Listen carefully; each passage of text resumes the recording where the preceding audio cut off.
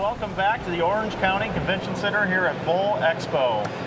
The 19th edition of Bowl Expo, and Storm has been here every single year, as we mentioned earlier. Nelson Burton Jr., really cool segment from Randy Peterson just recently, going over the wins of Storm over the last year and a half, and a nice sit-down talk with our pro athletes. Yes, it was really good. Randy, of course, he's right, still has the bowling on the tip of the iceberg. He knows that he stays active. Obviously, he's been with Storm and knows their products.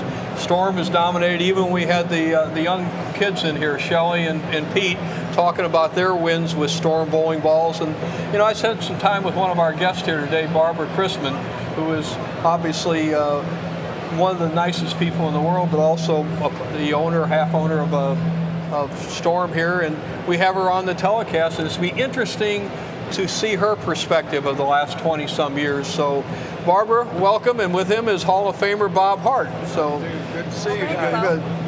Well, this is a complete honor to have these two here. You know, we've got Barbara, who also doubles as a model for us.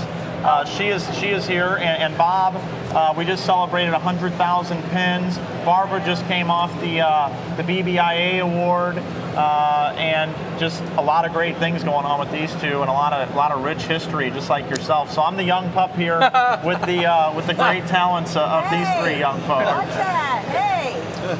So Bob, let's start with you. Bowl Expo. What do you think, buddy? Well, I'm really impressed. I think this is wonderful. The turnout has been tremendous today, and the streaming is excellent. With you and Bo and Randy and all of our staff players, it's been very interesting, and everybody I've talked to has loved it and been very interested in what's going on out there. And I know you're a big live streaming fan, and you just recently got to be a star on the live stream out in Reno. I did? Yeah. Wow, that's a surprise. Yeah. 100,000 pins, and I specifically remember when you said, I'm not going to take much time here, but I'm going to just tell one small story from every year I participated. That's right. That was my 58th year at the national tournament, ABC and USBC, and I did. I told everybody as we came out on the lanes and everybody was there to bowl. I thanked them for being there for my award. I knew that was the reason they were there. And I told them I would not take much time. One small story for each of the 58 years. Everybody went to sleep. That was it. And Bob's known as the sweet stroker. And Barbara, you were there to get to watch this. And not only were you there to watch this, a lot of our family members here were all here to be part of that celebration. What did it mean to you? How did that feeling go for you? You know, to be there and watch Bob get his 100,000 pins, I really didn't realize the real significance of it.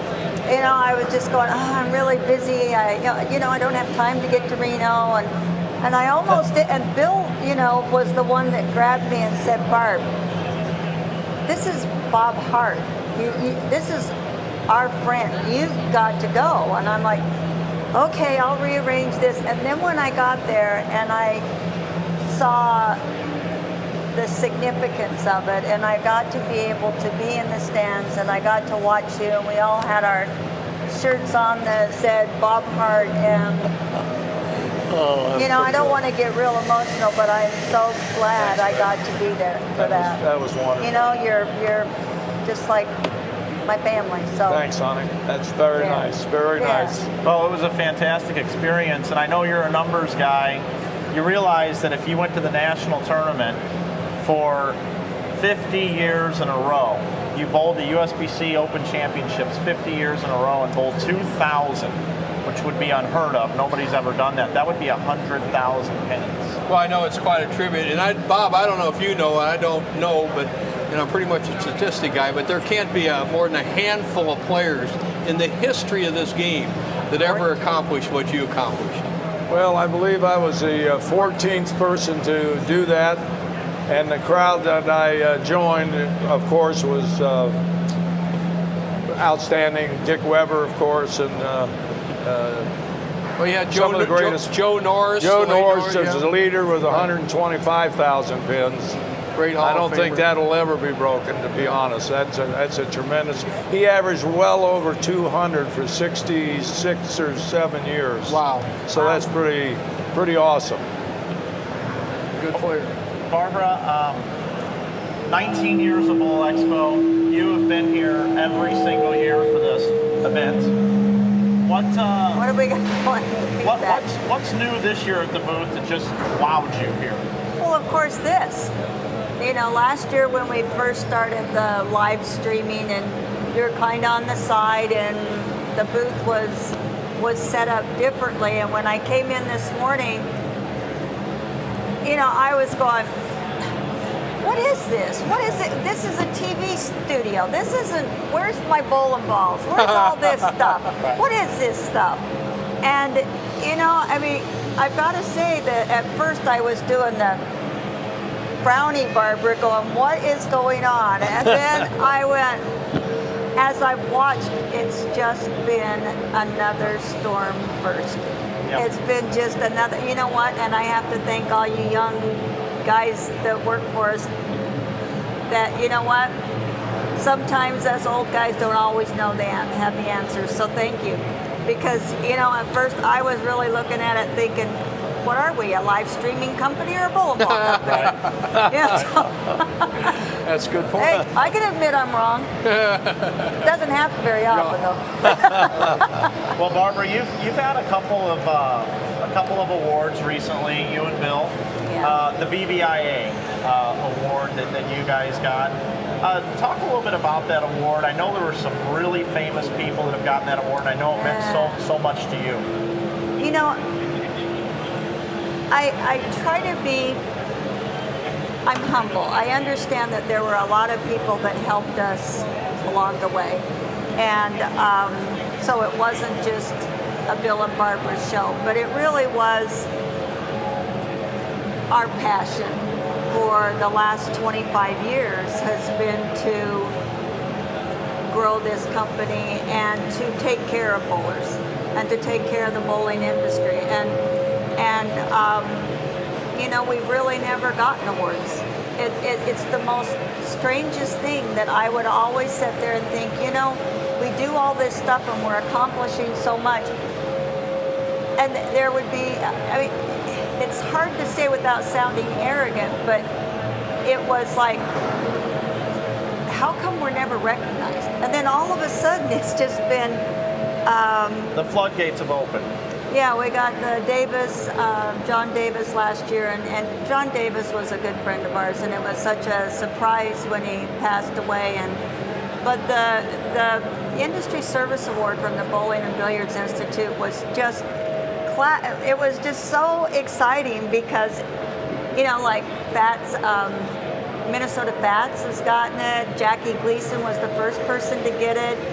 You know, I'm J. Edgar Hoover. So I'm sitting there thinking, you know what?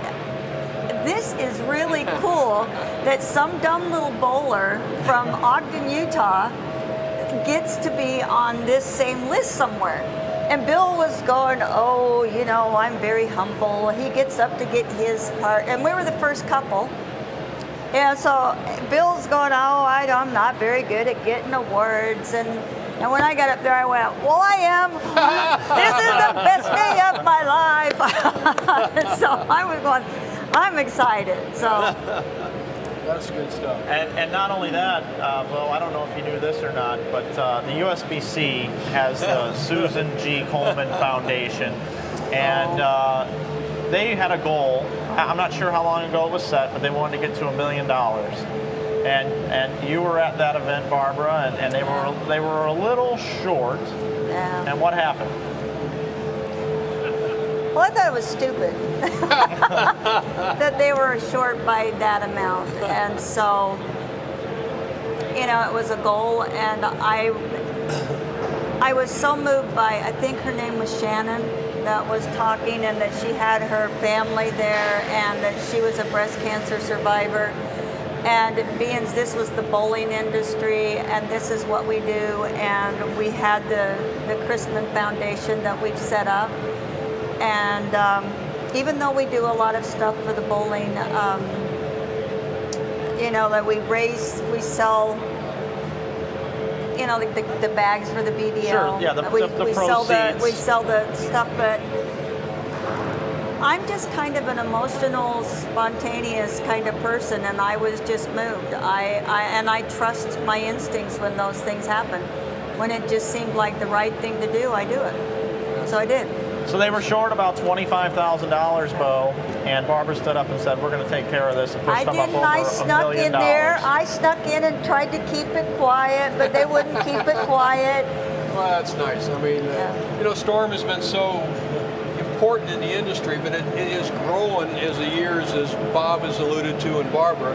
And I remember, and I said it earlier in one of our segments, I remember sitting next to Pete Weber 17, 18 years ago, whatever he was, and he was quitting, I would tell you, and he was struggling with his bowling, he was struggling, and it's well documented, with his finances somewhat, and Storm gave him a contract to let him go ahead and be free and whatnot, and look what it's turned out to be. And nobody gives away money for free, and yet Pete really needed a help at a time, and he really did. And just look at the Storm thing. We had these young people on, Bob, that we had the high school kids, Shelley Goodwin and Pete Vargas down there, and what Storm has helped them through the sponsorship of tournaments. I was talking to Barbara earlier, how many tournaments the Storm sponsors throughout the country in a year? 400 and... I think it was 538 that we did All last year. that money goes to deserving bowlers, and mostly to deserving people, Bob, that need it. And you take the kids, I mean, all of us who have had children most likely realize the cost of college and the cost of doing that and the cost of this. And to have somebody kick in and throw it in like that, it changes lives. I've seen it in the one young girl, it changed her life. So, Barbara, a testimony to you and Bill, and glad you had us here. And this program is really getting to be, Mike, a pretty good worldwide thing. I had my ABC Sports alumni group. We have that are retired from ABC Sports at least 10 years. A guy named Jim Jeanette, who runs our website. He got the blip in the Palm Beach Post that another friend of ours, Carl Ramones, put in there, and asked if it would be okay to put this telecast, as we see it now, out on our complete website, which goes internationally, worldwide. So it's all a small building block, starting with Barbara and Bill. And I thank you very much for making a livelihood in this industry, the people that give back that much, Barb. It's a testimony to you. It's really good. Yeah, very deserved. I immediately think back to what we talked about last night at the Storm party. When we were talking about a couple of decisions that were made at ABC Sports that affected so many lives in a negative way. But then you look at a company like this and the generosity and the way this company's been built, and there's something to spin it to a positive level. And I think that speaks to what you were just saying. I got to clarify that a little bit from the party. And we talked about the ABC Sports television show, which, you know, I was an integral part for over a quarter of a century with my late partner, Chris Schenko. But we had Al Michaels and a lot of superstars on there and whatnot. It really wasn't an ABC decision of the people of ABC that brought bowling along. It was a decision of the Disney executives that took over ABC, and their proprieties were a little bit different. So I have to have a little bit, because I got my ABC guys watching at home that built it. I would be getting shot on the way back. But let me put it this way. If Dennis Swanson, who took over for Ruud Arledge, and I worked for ABC from 1974 up to 1998, if Dennis Swanson had his ways and stayed on as president, the Pro Bowlers Tour would still be on ABC Sports, preceding Wide World of Sports, which went down the tubes after Pro Bowlers Tour no longer let into it and brought them an audience. Right. So they can take that in their pipe and... Good point. Speaking of that kind of thing, Mike Fagan, our extra member of our broadcast team, is standing by with an interview right now. Mike? Thanks, Mike. We're sticking with the common theme of the day here, which is our youth program and youth bowling. We've got one of our up-and-coming youth stars here, Matt Farber. Matt Farber is a New York resident like myself, and I just wanted to introduce you guys to a Junior Team USA member. How you doing, Matt? I'm great. Thanks for having me. Now, Matt had a really good accomplishment this weekend at the regional down here in Melbourne, Florida. What did you do, Matt? I started off the regional with back-to-back 300s, the first and second game, and then I also threw another 300 in match play. So 3 300s in one tournament. That's pretty impressive. What ball were you using? I was using the Roto Grip Hypercell. That's a phenomenal ball. And how'd you have that laid out, Matt? I had it laid out, the dual angle layout was 60 degrees by 4 7/8 by 35 degrees. So get the ball nice and down the lane, clean to the fronts, but give it some pop in the back with a pretty strong pin. Okay, so for those layman's out there, pin up, pin down, how was it? It was pin up, pin pretty high because I throw it kind of slow, so I needed to make sure that the ball got down the lane far enough where it wouldn't be too strong for me. Well, it sounded like it was reacting great. Another thing Matt is going to be doing is representing the Team USA in Hong Kong at the World Youth Championships. Tell us a little bit about that. Team USA selects 4 boys and 4 girls to represent the United States at the World Youth Championships. There'll be 43 countries there from around the world, and it's a really great opportunity to get to represent your country and wear USA on your back, and I'm really looking forward to that opportunity. Well, best of luck, man. We're all rooting for you. We're pulling for you. We've got some great talent here in the States, and we hope to bring home those golds. I'm going to send it back to you guys. Thanks, Matt. Thank you. Yeah, Matt Farber is a tremendous talent out there, and Fagan looking good as always down there sidelining. Hey, Bob, Barbara, even you, Bo. You guys have been here 19 years at Bowl Expo. You've been in and out of it, Bo. Barbara, tell me what the Storm booth looked like 19 years ago. Way back in the corner. I think 19 years ago? Go ahead. I'm not sure that we had more than like maybe 2 8 by 10, like these 2 tables. Thing behind it on the curtain, and it just said Storm. And Bill and I were sitting there, and I think that was it. And what products? And I was amazed that a darn tablecloth costs $120. I thought, what is up with that? Why does this skirt that they use over and over and over again cost $125? Because I didn't have $125. And so, yeah, that was my first impression of my first Bowl Expo. Is the darn curtains around these tables cost too much money, and they probably still do. And Bob, you were a salesman back then. Yes, I was. Were you at Bowl? Years ago. Were you at Bowl Expo also, the first one? Was I what? Were you at the first Bowl Expo? Oh yes, I think it was a Kentucky Fried Chicken bucket with a That's dirty. core inside. They were making bowling balls in those buckets, and it was in the garage, wasn't it? Yeah. Hey, Mike, I've never had a chance to have Bob Hart on a set with me, but I got to tell you a Bob Hart story. Okay. Uh-oh. Uh-oh. 1976, and I can kind of get it. 1976, I win the Masters tournament. Went undefeated with a Roto Grip ball. It was a plastic Roto Grip ball. And so next year, 1977, Barbara, I'm seeded. I don't have to bowl the qualifying. And I'm seeded number 1, and I will bowl the 64 qualifier, the first match. Well, at the time, top 5 I was in the top 5 bowlers in the world easily at that time. And I says, well, I got this guy, Bob Hart. And I says, well, knock him off. Let's see who I get in the second round. So we're in Detroit, his hometown. I think it was a 64 lane center. We're bowling around 53 and 54, and it's in the morning. And I'm saying, well, nobody will be here. I'll walk in there. There's 500 people behind me. They're all Bob Hart fans. Long story short, Barbara, to shoot 1,000 for 4 games, 250 average, in the Masters back then was a total rarity. Happened maybe once every 4 or 5 years. Bob Hart goes 258, 247, 279. I quit keeping score. I was out of there. Welcome to meeting Bob Hart. That was a highlight of my entire career. Well, thank you for Yeah, that's a great story. I beat Dick Weber once. You beat Dick Weber. I did. I even got the dollar signed by Dick Weber.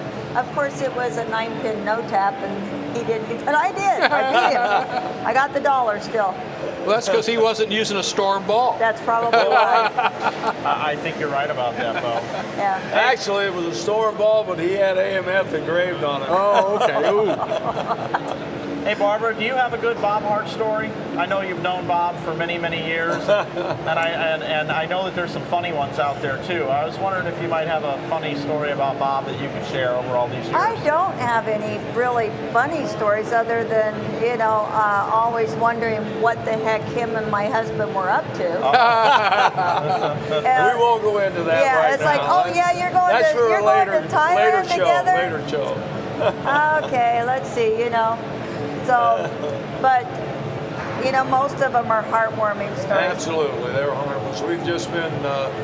It's other than being my employers, Barb and Bill are my best friends. They're definitely Yeah. my best friends. Yeah. I think but I've got to say that when I was, right after 9/11, and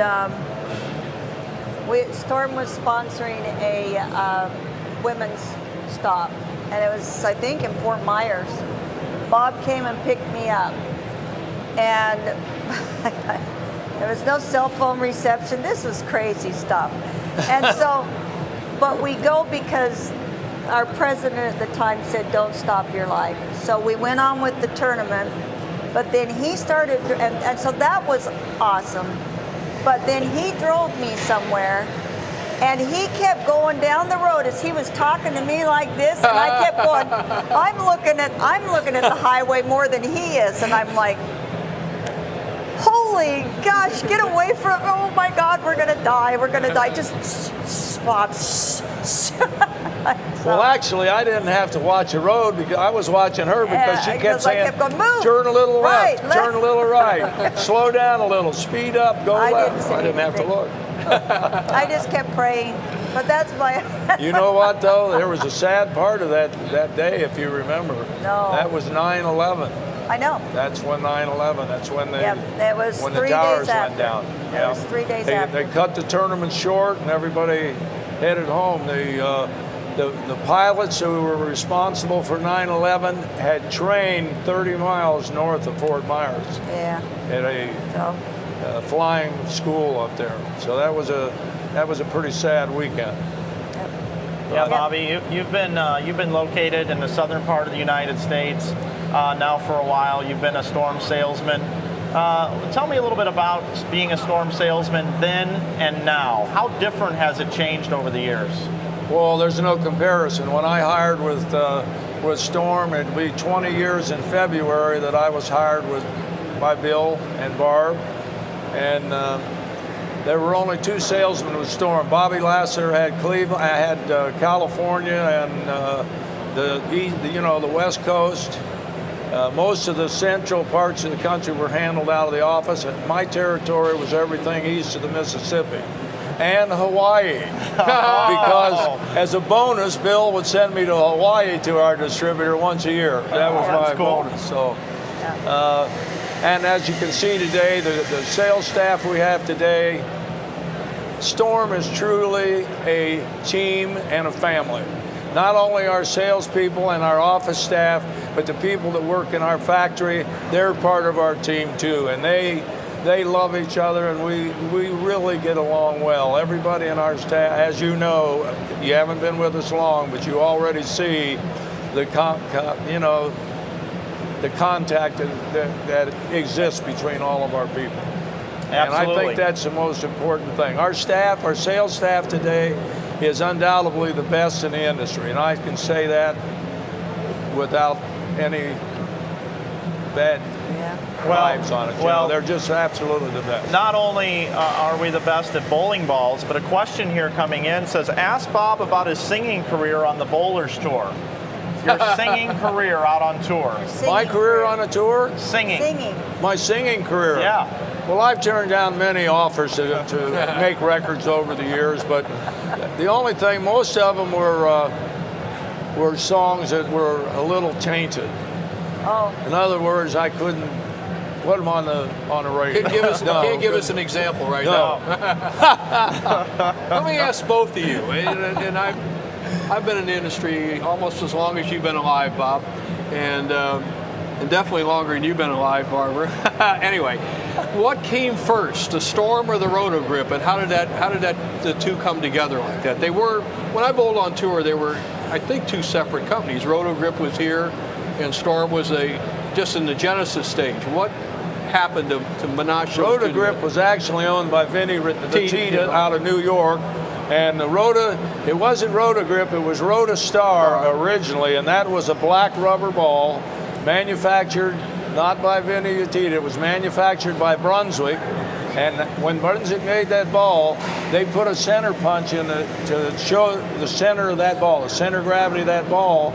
That ball was shipped to Vinny. He engraved around that center point and put side weights, finger weights, top weights in that ball. When you bought that ball, it already had the balance in it. Pretty good marketing idea. Then Rotagrip came into being, and Columbia made the polyester ball, which was a blue yellow dot. Yes. Same thing. Well, when Storm bought Rotagrip, you know what year it was. I can't think of it, but we didn't manufacture Rotagrip balls for several years after we owned the company. When Storm owned the company, and then we just bought the Rotagrip name out and kept it for a few years, and then started making balls under that label. Let me ask you a question, and Mike, you may. If I go to buy a Storm or Rotagrip ball, what tells me which one I want to buy? You know what? You as a salesman, what would you tell Bo Burton? You know my bowling. I would say, Bo, with your record and as great a bowler as you've been, I don't want any of your money. I'll give you one of each. All right, I accomplished my purpose, Mike. That's all the information I needed. But actually, there is a little bit of a difference between the Rotogrips and the Storms.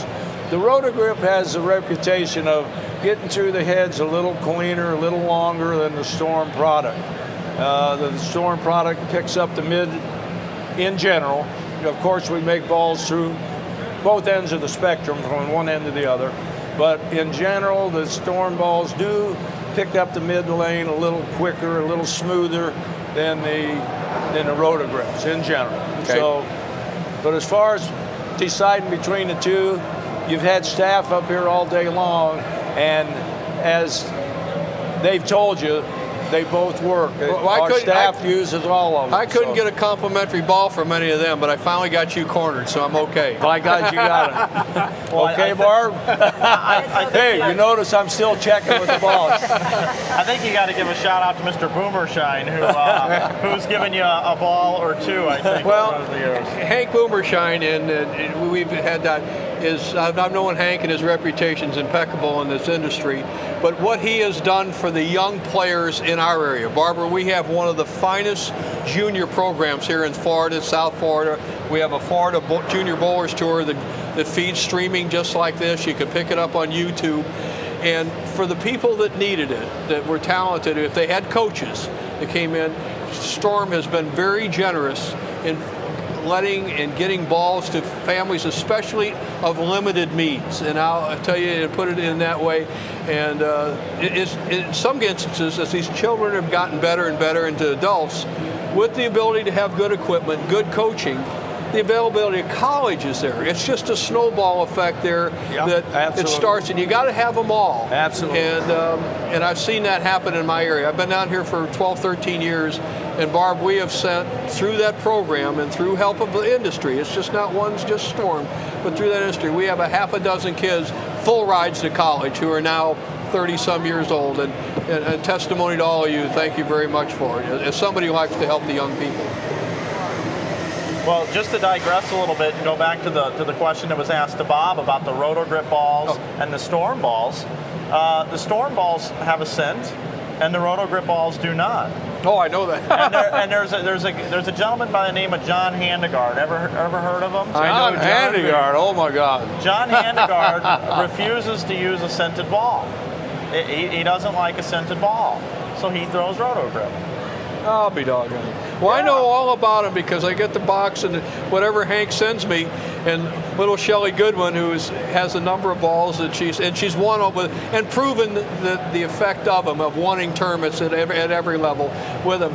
I go in there and she opens her bag and she's got this great ball. Now I'm going, oh my! And she bowls John Handegard, God love you. She bowls by what smell she likes that day. Oh, Forget a lot the of them lane, do. forget the lane surface. A lot of them do. It's a great day. I think I'll throw that ball. Well, Well, not you know, bad. that just proves a point. It makes a lot of sense to roll a storm. That a boy.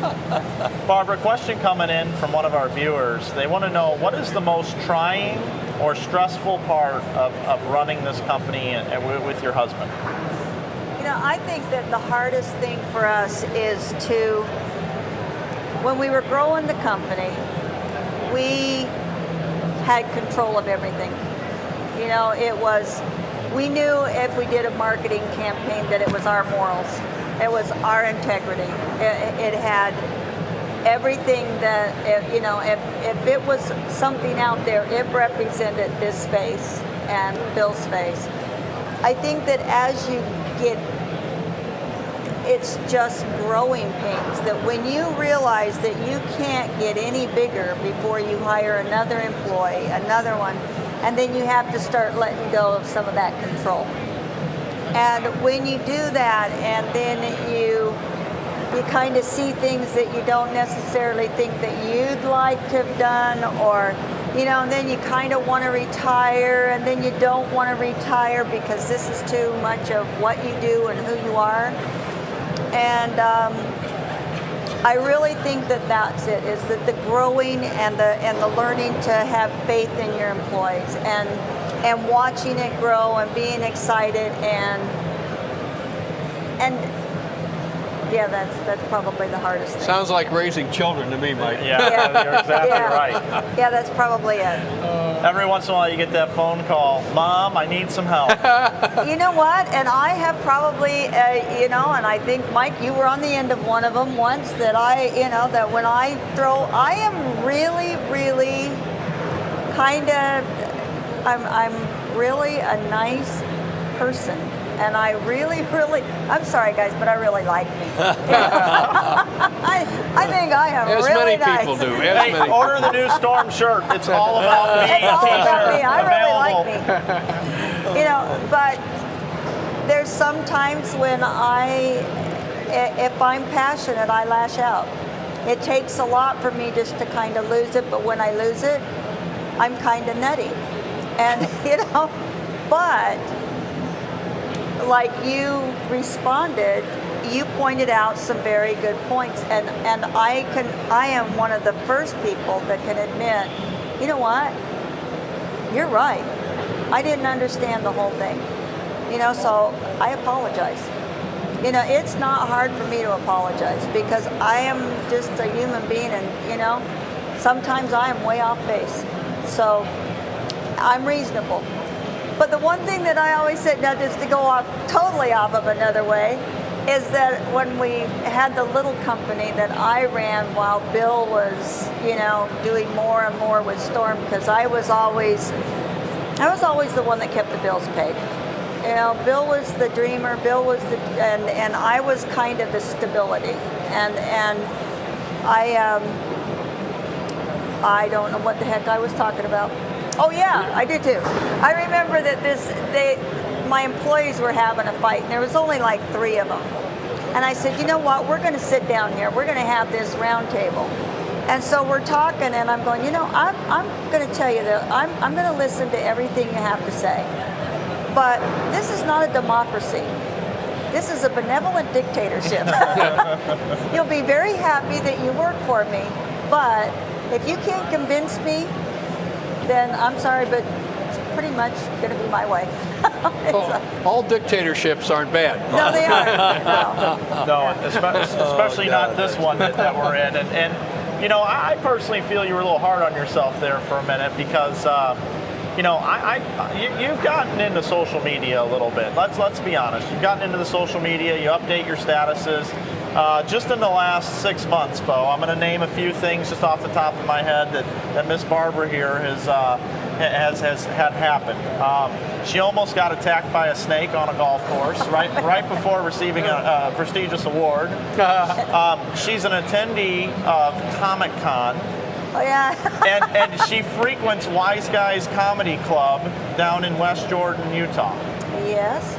Well, I haven't seen anything bad yet. Tell me. No. So obviously Barbara has quite the sense of humor. What is it for the sense of humor and the little bit of wild side you have in you? Oh my gosh, I was just, yeah, I'm wild. Yeah. Bob, is that true? What's that? Is that true? Is she wild? I refuse to answer. You know what? There is just so much in life, I feel, that we just spend way too much time and taken serious. And you know, I've had a lot of really, really bad things happen to me, you know, and when I look back on my life, there are some things that are just outstandingly crazy that you would not think that would happen. And some people would ask me, don't you feel picked on?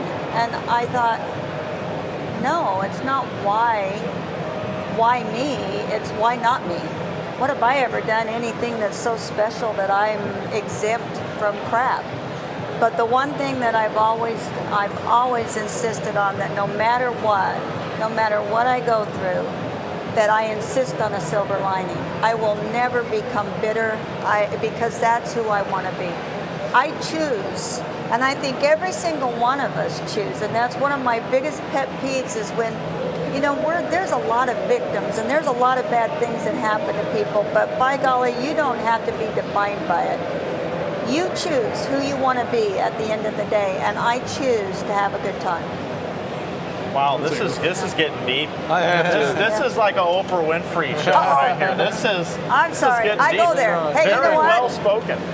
I have to touch on another side of Barb and Bill, though. Aside from bowling, there's two of the most generous people that you'll find in this industry. What they do for charitable organizations isn't always known, but just recently there's a home for battered women, children, and men. Some men are battered too, so there's a home that has run out of room. They need expansion. They need to have more room for more people.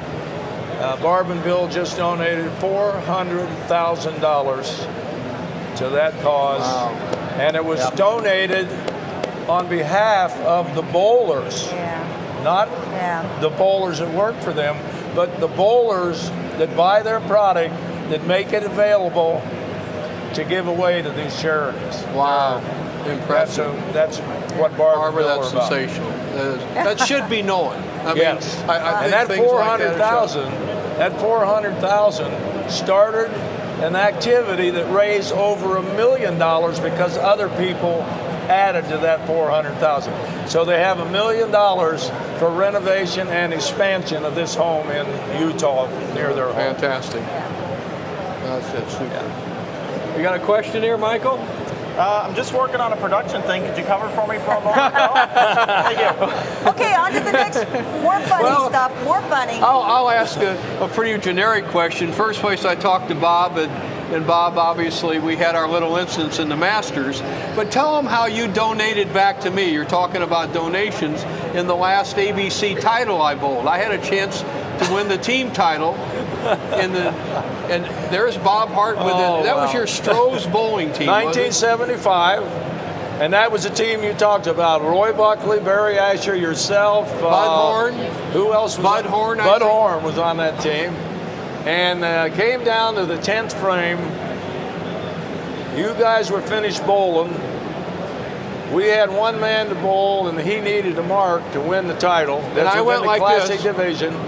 And you put the quietus, we call it in You Missouri. had Ernest Schlegel's wife's doll, as she used to put the pins in, and darned if our anchor man didn't get a split, and you beat us by 5 pins. Oh man, I regret that now. He would have only had 8 eagles if that hadn't happened instead of 9.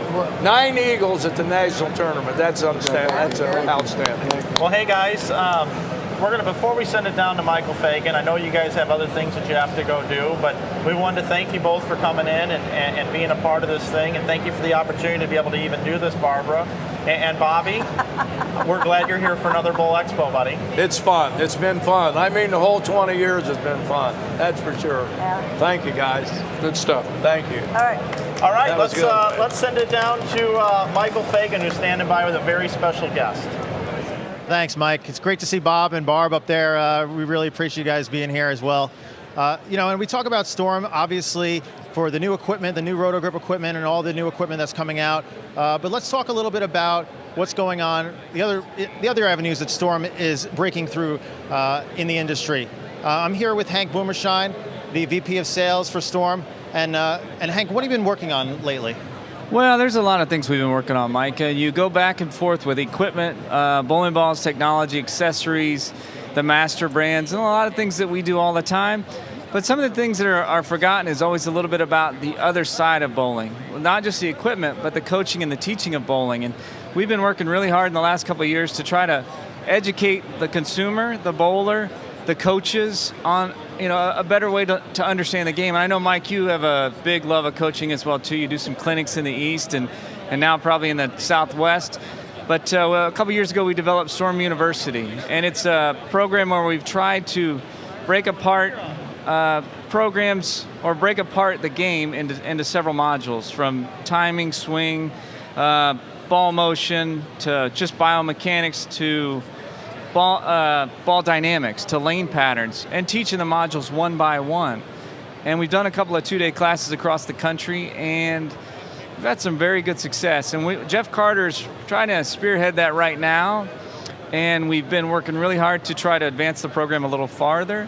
And I know that a lot of people have inquired in about Storm Universities, and we've had a few more that are scheduled for this year. They can find the information online at stormbowling.com, and there is a section in there for the coaching portal. But the one thing that we've worked really hard in the last couple of months, and we're trying to get it online by the end of the year, is an online platform. There's a lot of technology out there today in video. Just with I can take my iPhone out of my pocket, I can shoot a video of somebody, just like you can. Look at your swing. I'm sure that many times you've probably handed Emily the phone and said, hey, take a picture of that swing because you are the king of swing. We know that. Take a look at that swing, and where something was a little off, and you can go instantaneously look at it and get feedback, and your trained eye, you know what you're looking for. But many bowlers don't have that opportunity where they can they're looking at that image and they think, it looks okay to me, but why do I, keep having issues day in and day out bowling? So, and there's online platforms in coaching have been tried before, and we've looked back at some of those and the successes and failures and other people and other platforms that have used it. We've looked forward into golf and a few other avenues that are really having success with some online coaching. So we're building a Storm U web-based platform so that you can upload those videos into this website, and then you can have right now it's going to be Jeff Carter and Del Ballard to analyze these videos and take a look at the swing and break it down or whatever the issues are, and break it down for them. And then give them a kind of a step-by-step approach on how to work on their game. And then availability to work past that point and continue on with some extended education. But the nice thing about it is those Storm U classes that we started first, live, like we have Storm Live, where you and I are talking live to the public, you'll have the opportunity as that bowler consumer that you can go to a Storm U live. We can give you the coaching and teaching modules virtually, but until we put that to practical application and you and I are on a lane together, the video portion's one thing, and I can coach somebody and I can give them lots of lessons, and we've seen a lot of great coaches do that, but sometimes you still have to get onto that lane with them, help them with their game and get them moving forward to help their great success. And so the web-based platform's the first start, and moving from the web-based platform is we're going to increase our availability for doing a Storm U live, or somebody like could work with Mike Fagan, they could work with me, they could work with Jeff Carter, Steve Klemkin, Chris Schlemmer, a lot of different, Carolyn Doran Ballard, we have lots of valuable assets on our team, not assets, on the Storm team. Mike's a great coach. We've got Jeff Carter's a great coach, Del Ballard, myself, Chris Schlemmer. There's just a lot of valuable people that we can continue to utilize. And Mike, you're bowling 20 weeks a year, so there's 32 weeks a year that you could get out and maybe get a little assistance to some of those people out there in the public. And we look forward to try to move this forward. But I urge people to keep an eye on the Storm Bowling website. There'll be some announcements as we get closer to this coming to fruition on the online platform. But it's something that we look forward to. We look forward to. We can give you the greatest equipment in the world, and I can tell you all day what you should drill and do this and do that. But sometimes you still need to have the right timing, swing, maybe release. You need to understand, when am I supposed to use that piece of equipment? Because I can tell you Optimus is the right ball, and but sometimes it's not when do you throw it? When is it the right time? And am I doing it right? Am I have the right release, axis rotations, all those things that you're trying to instill upon those. It's nice to have it both virtually and live. So it's a good time. Absolutely, and having that accessibility from your home and also being able to work with coaches, is a huge key. For those of you who don't know, Hank is one of the few USBC Gold coaches in the world. So Hank and a lot of other Storm coaches, they have that eye where they can see just a little bit of what's going on through a small video or something, and they can pick it out right away, and they can help you with that one part of your game. And the one thing that I've actually learned that's been great from working with Hank and working with other Gold coaches is that I've become a better coach because of that. I've been able to break down the game, and I've been able to see what's going on, piece by piece. And it's helped me as a coach. And I think that this is what Storm University is all about, not only coaching bowlers, but coaching coaches and to become better coaches for those students as well. Absolutely, Mike. You couldn't have said it better, because many times in my years of learning how to coach, I I had some great mentors: Freddie Borden, John Jowdy, Bill Taylor. I had got to spend a couple of good times with Bill Taylor, and you can go on and on. Pat Henry, and it's just one of those things as you get around those good people. Dale Ballard, all of them. If I watch you coach somebody, I'm always going to learn something or a different trick on how to assess a player's game, or even pick up something that I would have missed, or maybe even just relate a message a different way. So yeah, it's a very valuable tool, and we look forward. We're the Bowlers Company, but we're also trying to teach the game of bowling and grow the sport of bowling. That's what we're trying to do. So yeah, it's absolutely valuable information there. So check out stormbowling.com and look for Storm University online. I want to thank you, Hank. Appreciate it for joining us, and I'm going to send it back to you guys.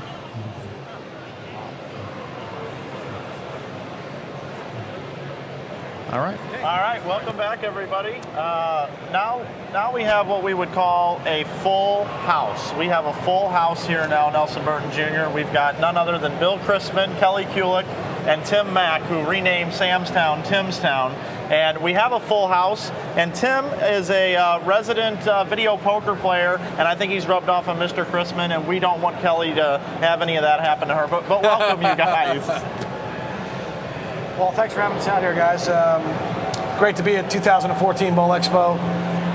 Great to see all the customers come out, and it's great to be on live, and to all of our customers and hopefully fans that are watching here on Storm Live. And I'm in the best company I can be in. I'm with the best company in the world. I'm with one of the best women bowlers in the world. I'm with arguably a man that's changed our sport forever, and Mr. Bill Chrisman. I get the opportunity to talk to Bo Burton, which is who I watched growing up when I was young. And now I get to talk to my boss of the PR team, Mr. Mike Flanagan. So this is pretty good territory for me. I'm pretty excited to be here. And Orlando's been a great host, for all the bowlers and all the customers and all the companies that are out here supporting Bowl Expo. And I'm excited about today's show and tomorrow's show as well. And Kelly, what do you got going on here today? I've seen you running around, you're signing some autographs, doing different things. What brings you to Bowl Expo here? I came to Bowl Expo for the board of directors with USBC. So I attended some of the seminars, especially related to coaching and what the new information was. And then I was just, as a board member, I was able to walk around the floor, see what new things have come up for the bowling industry itself. I was able to stand in the vice booth for a little bit with innovative products and vice inserts, and now to be over here at the booth and seeing how open it is and how welcoming it is to all the customers, all the bowlers and pro shop operators. It's just nice to be able to relate to people. They see me on the screen, they see me on TV, but the fact that they come up and shake my hand and carry on in a general conversation, I think that's what they're looking for. And public relations is everything. I'm a bowler, but I'm a person, and if I'm just happy to meet everybody, give them any information they need.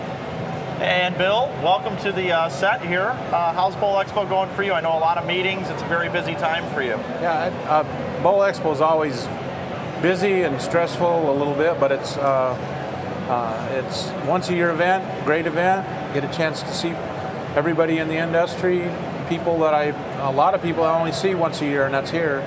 So, you know, and I enjoy all aspects of bowling and all the people, and I enjoy being around bowling people. So this is a great place for me, and a great, you know, I have a few meetings, and anymore things are not. In the old days, things were a lot more stressful. Anymore, it's not too difficult. You know, people actually want to talk to me instead of me having to, you know, chase them around and, you know, that kind of stuff. So it's a lot, you know, they're a lot more fun. That's not bad. You know, Tim, you alluded to your bowling and Kelly's bowling, but I have to say you introduced Kelly, and she works a lot with me in charities in the last 4 or 5 years. Kelly has, and she's a very giving woman. But when I introduce her not as one of the great bowlers. I have to do, and I think I'm qualified enough at the years of it, as the greatest bowler of all time in the women's side, and nothing against any other woman. But I think that what she accomplished, and I tell her this, was the greatest single accomplishment of a woman ever in sport when she won the PBA Tournament of Champions. And Kelly, I've had to say it in front of a lot of audiences we do in charities, but it's a pleasure to pay that due to you, and I wish more people would, as the greatest single accomplishment for a woman in any professional sport. I'm glad to have you, and you deserve it. Thank you, Bo. Thank you. Oh, I gotta agree with you. It's hard to argue with the feat that she accomplished. It'd be the equivalent of Annika Sorenstam winning, not the Colonial that she was in, winning the Masters. Yes, okay. Never happened. Winning the U.S. Open. Michelle Wie won the U.S. Open on the women's side at Pinehurst this week. Could she win against the men? Well, the course is another 700 yards longer. It's, you know, it ranks all time in the history of sport in our country. It validates what I said. Yeah, it's the greatest accomplishment. The only thing that is disappointing for me for Kelly, as being a friend of hers for years and years and years, is the fact that she didn't get a chance to bowl on the women's tour and dominate like I think she would have for all these years, that in the last 10 or 11 years. And I think it's a testament to how great she is as a competitor, and how great she is as a player and a person, that she gives her time on and off the lanes, but she's able to go up there and she battles the men week in, week out. And you know, the last U.S. Open, she was the leader as well on the women's side. And I just don't want her to come to Europe anymore, because we have to give her seven pins a game. So it's making it a little bit harder. Hence, that's why I've slowed my bowling down. But you know, when Kelly's name is mentioned, you can't say enough great things about her. She's not only as good a bowler as she is, she's even a better person. I agree. Bill, Kelly's a new addition to our staff in the last couple of years. Why Kelly Kulick to be part of the Storm team? Well, her bowling ability is obvious, but she, you know, I've had the honor of going with her on. Last year we went to Korea and Japan, and she bowled in one tournament, but we did clinics and teaching, and she is very, very professional, great with the kids, great with everybody. You know, she's very, very enjoyable to watch the way she handles people. She does a very good job, promotes the game of bowling fantastically. And her bowling ability is unquestionable. And I think what both Bo and Tim are saying is correct. I don't think you can. I don't know how you can even measure that. I don't know what. It's just an amazing feat to win that tournament, and even, you know, and I don't think it's something any woman's ever going to do again. I just don't think it's just the stars were right, and she was bowling great, and then, you know, everything was, and you know, and under the pressure she was under, I can't believe she came through and did that. I mean, it's great. But for me, being the professional she is, and her ability to teach people and be an example, that's the reason that we wanted her on staff, as well as her bowling ability. But there's not a lot of showcase for women right now, so they have to do a woman on Storm staff is not just a bowler, and they have to be good people, and they have to be able to do other things. And Kelly's great at it. So I'm really glad she's in addition to our staff, and she's performed super for us. Bill, I've done exhibitions all over the world for many, many years. Most of them are charity in my retirement thing, and Kelly has been so kind as to be my lead girl. And I'll have to tell you this, and people don't understand this, I've had men and men and men and men, and many of my groups says, well, we don't want women. I says, these women are different today. So I had Kelly in, she sold them all, and she is the best draw, Kelly. I have it all. But she has a hidden talent and she doesn't want me to tell you this. And almost all our charities, Mike, we have an auction. We auction off bowling balls and all this. Well, I would go out there, does anybody want to buy a Tim Mack bowling shirt? And sir, you get 10, 20 bucks or sign up. Kelly is an auctioneer, and I go out there, Kelly, just give me just one. Sell this cup for me, baby. Bo, every single time I fake it, I swear it's just fake TV. this cup for me, huh? How much will you give for this? Beautiful story. 5, 10. I'll give you 20. 10, 50, 55, 20. Tim Mack just bought it for 50. Congratulations, Tim. Well, I guess the only thing I have to add to that, which isn't much, is Kelly, are you still a single woman? Because, I mean, judging by... Unfortunately, yes. Well, with what just happened I'll right say there... this on TV, as everything I've been blessed with in my life, that's the one aspect I'm still missing. So, unfortunately, but my mother's given me some solid advice. She goes, there'll be plenty of time to settle down. I'm traveling in the world doing something I love every day of my life. I'm overseas, domestically, I'm getting to meet some wonderful people. So within time, they say, well, to find love, you have to not look for it. So right now, my eyes are closed. I'm still going around bowling and traveling and coaching and teaching and doing these wonderful matchmakers. And when Mr. Right comes along, I'll know it, I'll find him, and I'm going to sweep him up. If that, I'm going to win the lottery, whichever comes first. Hey, question to the two guys next to you, Kelly. You got Timmy and you've got Bill, and it's no secret that these two have become friends over the year. They've grown Storm internationally together through some of Tim's bowling. Tim, tell us where that friendship, how that started. How much time do you have? It was a pretty quick story. It's an interesting parallel. 1995, I bowled my first tournament at Timstown, which was Samstown at the time. A lot of people know that I played football at Penn State, and I tried to move on to the next level, and unfortunately didn't reach that. Was at one of the Megabuck tournaments, and I was bowling a sweeper with Mr. Chrisman. We both had a little bit more hair at the time, and we were bowling a sweeper, and he was using a yellow bowling ball. And I'd never seen him before in my life. And we were bowling a big sweeper that I was in a bunch of brackets, and I kept re-racking because the racks were bad. And I can't really say on air what Mr. Chrisman said to me, but it was to the order of, stop re-racking and throw the damn ball, kid. Stop re-racking and throw the damn ball. With a couple of other choice words in it. And I looked at him like he was, who is this old guy with a yellow ball telling me what to do? I said, you crazy? And I was in pretty good shape at that time. And I didn't really want to hear something from a codger at that time. Well, he wasn't a codger because he's only about 45 years old. And which is what I'm pushing now. I'm like, this weird parallel. It's coming full circle. Yeah, it's coming full circle. So.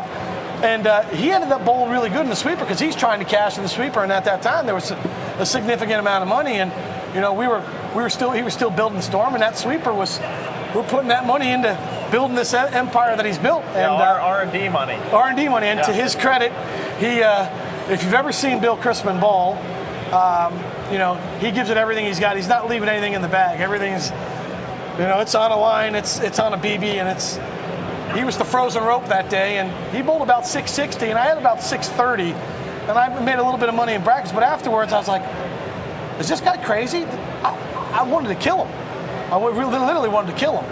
And later a couple months later, I was in Vegas again, and I got a chance to meet him afterwards, and Corbett Austin, who is our operations manager back in Utah, comped me a couple Storm bowling balls in 1995, and fortunately I couldn't believe that I got a bowling ball, and then I remembered it was from the guy that threw the yellow ball that I almost got in a fight with on the lanes. And, you know, the last 19 years have been history. And up until that point, you know, I literally wanted to kill him. So we're lucky that he's still here and that I'm still here. But I got to be honest with you. All joking aside, Bill's been, there's no secret in a relationship that I have with Bill. He's been a very good person in my life personally.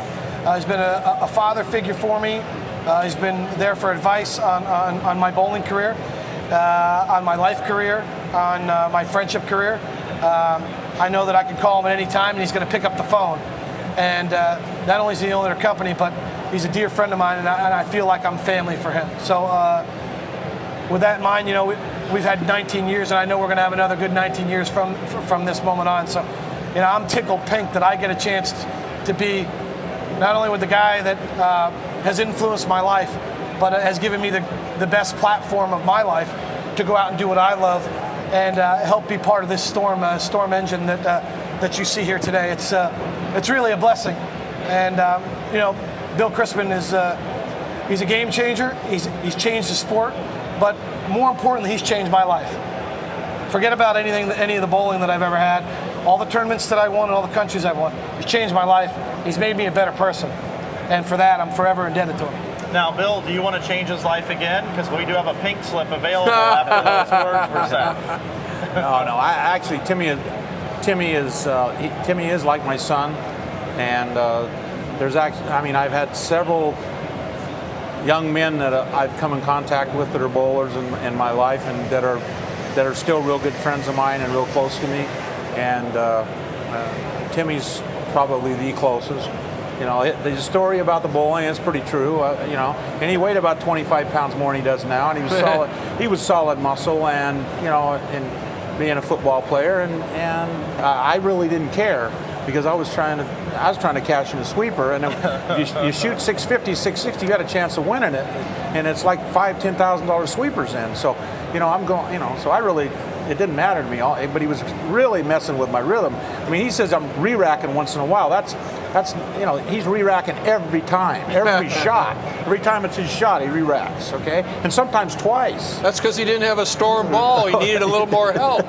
So by the third game, it was, you know, and I think I had my first open in the first frame, and then he re-racked in front of me, and then I was a little excited. So anyhow, that's a true story. Well, if they call it Tim's Town, how come you didn't have, you know, the racks redone if you were the owner of Sam's Town, buddy? After that event, if you go back in the record books, you see how much money I won with storm balls in that bowling center, and they actually should rename it Tim's Town. So that's where back in my bowling days, but those were great days. The one thing he didn't say is that I'm the best tour rep. I'm his best ball rep. That's true. And whenever him and I are in a tournament and there's just me and him and I'm his ball rep, he always makes a show. He actually won a professional tournament in Korea 1 year. So and we crossed during qualifying together, and I kept on him to make spares the whole time, which he sometimes has a problem with, and. He made all these spares. He won the tournament. So, Bill, I've known Tim since he was 2 years old. I believe that. His father, and most people don't realize it, was an excellent bowler on the Pro Bowlers Tour. In fact, as I recall, he bowled for the title a number of times, and really good. Came from a really good bowling family and whatnot. So you're a chip off the old block, that's for sure. They say I don't throw like him, but you know, the modern game has changed much a lot, and you know, the power game. When you put the power game with the power balls, it's tough to beat. People don't realize, and it's a little bit in golf too. Without the power balls, the power game doesn't work. That's correct. You give it room. And one of the reasons that people of my generation, Don Carter, Dick Weber, you go all, Merle Anthony, myself included, are more of a lift bowler and keep it a thing, is because Bill, and you bowled long enough, they just didn't work. You give a rubber ball and hit it as hard as you throw it, and it just goes, see you later, Tim. You need something. And golf, and I don't use a lot of golf analogies, but I do have a young son, well, he's in his 20s, that's won 3 pro tournaments. And he's a big, strong guy, and he could never swing that hard or swing it that hard if he didn't have that equipment, because the ball would go everywhere. So, you know, we're all kind of whether it's say a victim of our environment. And so it's been a changer in the game for sure, the equipment today. No doubt. I mean, I think personally, with Storm and now the Roto line, we have the deepest, so many choices. We have all the gap, our R&D department continue to fill the gaps, and when you put those balls in players like this lady's hands, you just let her go. You know how many people out there that may have never seen Kelly Kulick bowl, Bill? And I'll tell you, to be honest and true, I met Kelly before, but I never bowled with her until I started bringing her to my charity things, and then she became the #1 draw over and above all the top men pros, and there's many of them in this building I've had at these exhibitions. She's the #1 draw, not only because of her bowling ability and whatnot, but I didn't realize that the last one I'd take her to, she broke my all-time record. And I don't remember what it was, but you shot 794. But Bill, this is what it is. I don't make it easy. You bowl one frame on lane 9, the next frame on 10, the next one on 11, the next, 794. Don't invite me. I'm all about 590. Mike, they didn't even know I was still there at the charity. Good stuff. Well, hey, folks, we just found out, just late breaking news. Bill, you've been approved to be on Undercover Boss. You are going to be at the World Series of Bowling this year as the undercover tour rep. Undercover tour. Instead of Del Ballard. Yeah. So we look forward to that. I'm not, and we do have, and we have great tour reps, and I don't even. Could you imagine Bill dressed up in a disguise? Hey, want to let you guys know we got a new tour rep coming out. Well, once you hear, I can't say the word, but everybody knows how he says it usually. Yeah. The disguise would be gone once he opened his mouth, so it'd be pretty funny. But I will say this on the tour rep side, he's 100% with me. I'm thinking maybe we have to talk to home office and see if we can push him out there. Although, I just saw Jason Belmonte walk up. It's hard because he wins every bowling tournament that's out there anyway. I don't know what more we can help him with, but Dell and Jimmy and all the guys do a great job. Having Bosco out there, as Belmo calls him, that'd be pretty neat because his passion shows when he's out, following the bowlers. I had the unique opportunity to work behind the bowlers in Europe just a couple of months ago with Kelly, and it's not easy. It's not easy, and Bill started this company from scratch, but he's got a great eye for bowling, and he understands what it is. It would be a lot of fun to see if we can get him out there. Hey, Tim, get him his own line of just yellow balls, and then he'd be in business like that. Yellow balls and sneakers, white and red sneakers. Those are key. Hey, I got a question for Kelly. Kelly, with no women's tour right now, what's life like for you? What's it like to wake up each morning and know that there's not a professional women's tour? Good news from the PBA this week. There's some women's regionals coming back now, yes. which is pretty cool. I'd like to just kind of talk about that a little bit, and just Tim said earlier that we could be looking at the most title holder in the women's tour history if it would have been going, and just kind of how do you overcome that, and how do you keep yourself busy? The general mindset when I wake up each morning is to be positive.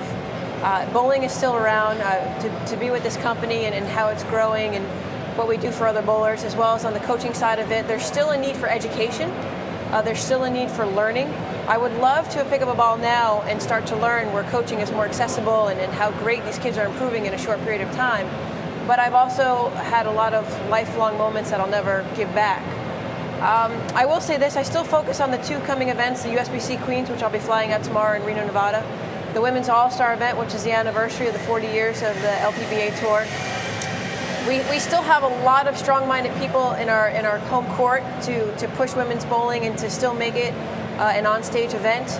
I think collegiately and youthfully, there are a lot of young girls coming up in the ranks that would love to put their shoes on a weekly basis and go out and bowl. I think our men's tour still needs some help and some sponsorship out there as well. It is definitely a lifelong sport that everybody can participate in and enjoy. I physically stay strong. I train 5 days a week in the gym. I work 2 days a week for my dad in our auto body business, so it allows my mind to escape and go somewhere else other than on the lane itself. And I still stay sharp with Team USA and being on our national team and competing against the greatest international bowlers everywhere. So there's still hope for me to continue to bowl and stay strong and be an advocate and an ambassador for our sport, knowing that there's still going to be events I can bowl. And especially on the Olympic aspect of it, there's a chance that in 10 years we'll have a spot in the Olympics. I want those girls of today to be ready for that moment in time. And I know what I've got to enjoy myself. I hope I can do it even longer. I just want to be able to say I retired when I wanted to and not be forced to. So I'm still hopeful. I'm still positive that there's still stuff for women to bowl, especially these collegiate girls and everything. And there's some great things to be done still, and I hope I can still be a part of it. Carolyn paved the way for me, Alita, Leanne, Tammy. There's some great women ahead of me. I met Paula Carter today for the first time and thanked her for being a pioneer and paving a path for me to bowl on. Meeting Timmy and growing up in New Jersey, being part of this family. This is, in the time that I've been here at Storm, it's not I, it's not you, it's us. And I can honestly say that for the first time in a long time, I feel like I'm a part of a family and I'm welcome with open arms. So there's still some great things for women's bowling. I look forward to it. I know we're going to make things possible on the Storm side of it. And just growing the industry, especially at USBC, we're trying. I can honestly be a spokesperson and say, we want it to be better for everybody. And we see the decline and we're trying to change it. And it's just one step at a time. That's great. That's well said. How well said is that, Timmy, huh? How about Bill? Very good. I got to ask Bill this. We've got just a couple minutes left here, and we will be back all day tomorrow. But Bill, I have to ask you. I won't be. You won't be. In the 19 years coming to Bowl Expo, the 28 years of Storm, the entire group, as you look out at everyone here, if you had to just all take it in and sum it up in a few words, what would you say to the folks at home about being responsible with your wife for this company? Say that again. How would you sum up 28 years of Storm and all these people that work for you and all that you've been able to accomplish with your wife? How would you sum that up and tell the people at home about that? That's very difficult to explain. I mean, to say and to sum it up in a few words. But I'm very, very fortunate to have a whole bunch of people that are smarter than me, that wanted to be involved in bowling and to go and to work with me to form a company that is really genuinely cares and wants to improve bowling. And I mean, everybody that works for me is smarter than I am. And in one way or another, everybody's smarter than the other guy. And if you respect everybody for what they do and their intelligence and what they can contribute, and then people do amazing things. And so I'm just very fortunate to have all these people. And it's just, and to be where I'm, and to be involved in the sport that I love, and to be involved with the, it's just, it's not what, I mean, I can't even say like a dream come true. It's total fantasy to me. Okay, I mean, I really, I couldn't. It's nothing I could even have dreamed. I can't even. If you would have told me 20 years ago that this all would be happening, I would just, I'd have told you you're crazy, you're nuts, it's impossible, So it's just, I don't know what else to say. It's just, that's it. It's just great. And I love all the people that work with me, and it's just made. I mean, to be involved in bowling like I am is all I ever wanted to do, and it's way, it's what happened. So it's great for me. That's it. Well, that's great, Bill. We're out of time. You guys, thanks for coming and being a part of this. Bill, thanks for everything that you do for us. Kelly, you're just a true champion and just a great person. And Timmy over there, I love working with you, pal. Bo, that's going to do it for today's coverage. Went by pretty quick. Some good people here. I enjoy it. Looking forward to tomorrow. Bill, thanks for putting it together. Champ, good seeing you guys. Thanks, guys. So tomorrow, make sure you come back and join us, 10 a.m. Eastern Time. We've got two great presentations tomorrow. We're going to talk about Storm bowling balls and innovation with Hank Boomershine, Victor Marion, Jason Belmonte, and Rhino Page. And then a little bit later in the day, we're going to talk about accessorizing your game. We get asked things about all of our different accessories, bags, all those different things. We're going to accessorize your game tomorrow, show you how to use the right cleaners, get the right surfaces. So you want to join us all day tomorrow, 10 to 4 tomorrow Eastern Time here from Bowl Expo. I'm Mike Flanagan on behalf of the entire set team here. Everybody here that works for Storm, we thank you for watching us today, and we'll see you tomorrow morning bright and early. Good day from Orlando.